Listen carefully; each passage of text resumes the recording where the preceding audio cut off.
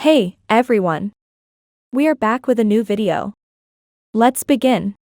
The Black Lion Lieutenants sits in a dinner place for food and drinks, laughing and enjoying, unbothered about the commoners glaring at them with distaste. Berkeley offers everyone drinks and then tauntingly asks if they hear about what happened at the construction site. The rest of the table is unaware, so he explains that Prince Ains requested better residence and better supplies for the laborers working there. The arrogant lieutenants are almost furious as in their might cites, the laborers don't deserve those privileges and their captain should have interjected. Berkeley smiles with evil proud expressions that of course he didn't support this provided the recent attempt of revolution, and how these luxuries could make the laborers attempt more of their rebellion. The others, portraying their sick mentality, support Berkeley calling those poor people lowly and undeserving of peace and rest. They all laugh their sick laughs at this supposedly amusing conversation when suddenly an arrow comes aiming right at Berkeley's forehead, from the narrow gap between the doors of the place. All the others are alarmed and worries about their captain, asking him to dodge it fast or it could hurt him, but Berkeley just uses some of his energy and lets the arrow hit his forehead and break into two. The lieutenants are amused and in awe for their captain's energy. Berkeley is impressed by whoever did this since the arrow was aimed accurately from such a narrow gap, and its tip had a good amount of fighting energy to it. The sick captain is excited to go out and see who had the audacity to pull off such a stunt at him. The lieutenants march outside in the heavy fog that makes it hard for them to see around, but when their vision finally adapts to the clouded atmosphere, they notice Sihan and Zeon standing right there glaring at them in quite a funny way rather than intimidating. Berkeley recognizes them as people from the expedition and questions that it can't be Keltron who asked them to do it since he's the definition of coward. He inquires whether they are doing it on Ain's commands. Sihan hits back telling him to think of it however he wants since he won't be getting away from here alive anyway. He openly threatens to kill him right there.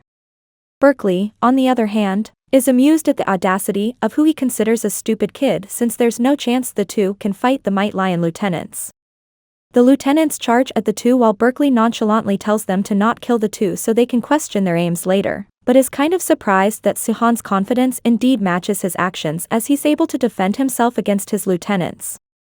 Sihan and Zeon confidently fight back the lieutenants dodging their attacks, but Berkeley announces that they need more manpower to capture these traitors alive so more lieutenants charge at them surrounding the two. The cornered Zeon questions don't they have any honor to be fighting unfairly by using 4 people against 2. One of the lieutenants mock back questioning Zeon's audacity to be questioning honor when he just attempted their captain's assassination. Zeon suddenly guilty agrees to the lieutenant's words when Sihan shouts why even Ryu agreeing to them to Zeon. The lieutenants form an iron wall around them using their shields surrounding them in a way they can't escape, but one of the lieutenants decides they should attack too in order to capture them.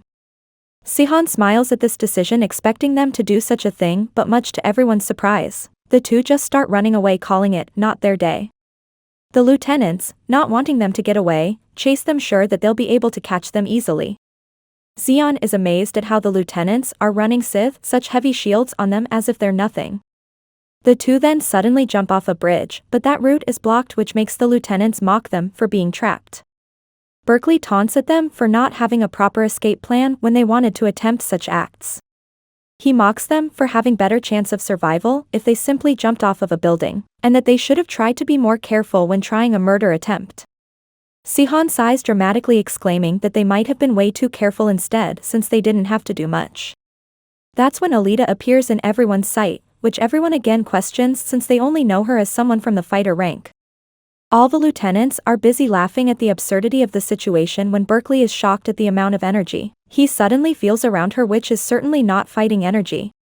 Sihan had told Alita that if she can't control her skills on beginner's magic, she should just shift to learning advanced magic since that only requires making use of her magic energy levels. Alita suddenly showers them with an arcane blast of burning bright light charging at all of the lieutenants. If you are new to the channel, I got you covered with all good content like this, so feel free to hit that subscribe button and join us on the road to greatness. And if you enjoy the video or if you found it interesting, let me know by dropping a like and comment on it as well, which would be seriously appreciated. Let's continue. Alita herself is shocked at the amount of strength her spell had, but she suddenly stumbles and falls back feeling exhausted. Sihon consoles her that her weakness is understandable since she used all of her magical energy in this spell.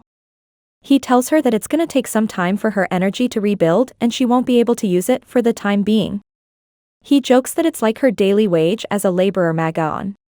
Sihon is very amused at his joke while Alita just weakly questions what even into this.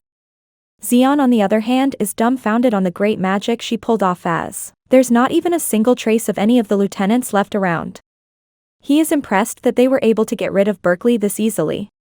Sihon explains that their iron walls weren't this strong since they don't diminish or distribute the force that befalls them but just take it. And of course there was a certain amount of force those walls could take and that certain amount was certainly less than what Alita's spell had. Sihon confidently announces that no sword hire can take that much amount of force with just an iron wall, but his words are cut short when his eyes go wide in surprise on seeing none other than Berkeley, appearing around them extremely furious with not even a single scratch on him from the recent attack. The three are stunned to see Berkeley safe and sound in front of them. Sihon tells Alita to stay back and decides that he'll hide behind Xion's attacks so that he doesn't have to show much of his skills, and have his identity hidden since if he shows he's true fighting energy, Jacksongord with his great skills can identify his energy later from the battlefield's traces. Sihon talks about Berkeley being an expert in spearmanship but right now he's holding a sword, and he may now have been obsessed with using a sword after being a Black Lion Knight captain but no amount of training can prove advantageous to him in comparison to his expertise of spearmanship. Sihon shows confidence on winning if Berkeley only uses sword. Berkeley mocks Sihon on his thought process and calls it too less to be something to count on. He calls Sihon ignorant and shows his skills and energy to be able to use his cape as a spear for fighting, shocking the three in the process. He looks down on Sihon for thinking Berkeley would not be prepared with a weapon all the time.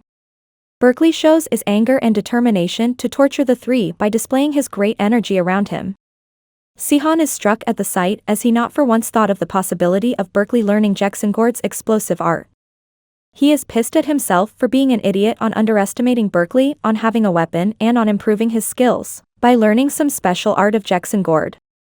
Sihon thinks about the situation for a brief moment and calmly asks Xion to back out of this fight as he's only going to turn out to be a liability in this situation. Xion, although bewildered, just does as he's told. Sihon gets serious to face the situation now, knowing this can't be handled with subtlety. Berkeley charges at him but Sihon manages to dodge it, although impressed a bit Berkeley is still sure that he'll be able to defeat who he thinks is a coward. Explosive art is something that uses offense and defense at the same time so Sihon knows that his mountain-breaking art cannot counter it ideally. He knows some of his techniques can serve dangerous for him so he decides to use the one for face-to-face battles. He extrudes his tremendous fighting energy he owns which stuns Berkeley for a moment but he composes himself, knowing that the guy must be of some master rank himself even though he looks so young. Deciding to avoid danger by underestimating Sihon, Berkeley decides to put an end to the situation once and for all instead of playing around and torturing Sihon. He uses his most powerful attack of explosive art on Sihon but Sihon just stands there unbothered and unamused having easily counterattacked the shattering attack by his own torrent attack of Tyrant King art. Berkeley clenches his teeth in annoyance and frustration on Sihon defending the attack he put his whole energy into. Before Berkeley could openly point out the fighting technique Sihon is using, Sihon effortlessly cuts off an arm of his leaving him on ground in panic and pain and every shocked and unbelievable expression that one could have on losing his arm. Berkeley hisses at Sihon for using Tyrant King art so effortlessly at such a young age. He misunderstands him to be a descendant of mercenary King Barak. Sihon himself is confused at the misunderstanding until he recalls that the technique was created by King Barak, and he can see where Berkeley is coming from by thinking of him as some successor of that king. Sihon darkly mentions that it will not be a problem to let Berkeley believe in that misconception, but since the two have been comrades once so he feels like Berkeley deserves to know who's going to kill him. Berkeley, infuriated at this, proceeds to call it bullshit but his words are left stuck in his throat when the person in front of him removes his thousands transformation and reveals his true self. He is left in dismay since Sung Sihon standing in front of him. Berkeley loses the coherence of his words on seeing his former assault captain, Sung Sihon, in front of him. Sihon calls Berkeley out for all of his brutalities which are totally against what they fought so hard for 10 years ago. Berkeley stammers calling it all Jacksongord's commands and nothing of his own. Sihon laughs at the irony of Berkeley putting all the blame on Jacksongord and calls it very unknightly of him since he knows Berkeley was always so violent and a murderer. Berkeley panics, calling himself too low to be called a knight, and exclaims that he'll be abandoning his title right at this instant, and proceeds to speak low of himself, but Sihon puts an end to this conversation by slashing his sword through his neck. Alita and Xion stand there coldly while Sihon talks to a dead Berkeley of being here for a revenge too, but he'd never make a deal with someone who's one of the worst humans. The capital city is left in a chaos after the captain and 4 lieutenants of the Black Lion squad are found as tragic corpses. The next day, Jacksongord is furious at the information and orders his people to find the criminal right away, and he'll deal with him himself. On the other hand, Keltrin asked Prince Ains if this was up to his satisfaction, to which he gets a positive response from the prince. But he also mentions the number of people looking for them now, to which Keltrin butters him up by making up that his leadership can have them undefeated no matter what. Prince Ains, still not liking Keltrin, mocks him for looking like a coward no matter what he says when a maid interrupts them, informing Keltrin of his said guests arriving. Keltrin tells Ains it's the people who he thinks will participate in their agenda. Higher Jordan and Higher Ravel are 2 of the new appointments of Black Lion lieutenants who are surprised at their new posts, and that they were personally called to Keltrin's mansion to get their appreciation from him. They think it's because they worked together in the subjugation. They both are left short of words at what Keltrin suggests to them. They cannot comprehend something like that coming from Keltrin, but Keltrin patiently calls them its duty as a knight to save the people from a failing king. The 2 cannot believe this and proceed to call it disloyalty, but Keltrin tells them they're free to reject the offer and go tell this to Jacksongord. But he also reminds them of the probability of Jacksongord believing their words and their loyalty with the kingdom when they received 300 gold coins each for the subjugation. Ravel is infuriated at being threatened and called out like that and takes out his sword to attack Keltrin, but another attack drops the sword from him, surprising the 2 lieutenants. Someone from behind them nonchalantly calls out the unfair attitude of the Blue Ivory Tower for giving them such heavy amount, while he only received 10 gold coins. They're perplexed at seeing Sihon do that and question his audacity of pointing his sword at the Black Lion lieutenants while his own status is just that of a protector of a count's family. Sihon sighs at the pathetic obsession of nobles of thinking of everyone as a bastard and rebellion for questioning them. He asks them both to calm down with a smile, along with showing them his fighting aura. The 2 are jolted away by the pressure of his energy and connect the dots, realizing it indeed was Sihon who killed Berkeley. But this time they call him in a formal tone rather than demeaning one, making Sihon laugh at this, and call them opportunists for changing their tone with him in an instant. Keltrin casually calls it human nature, but Sihon is offended at this, making Keltrin stammer a bit and correct himself. This stuns the 2 even more, and they are baffled at the authority of the guy capable of controlling Keltrin, so they question who exactly Sihon is. Sihon confidently calls himself the successor of King Barak.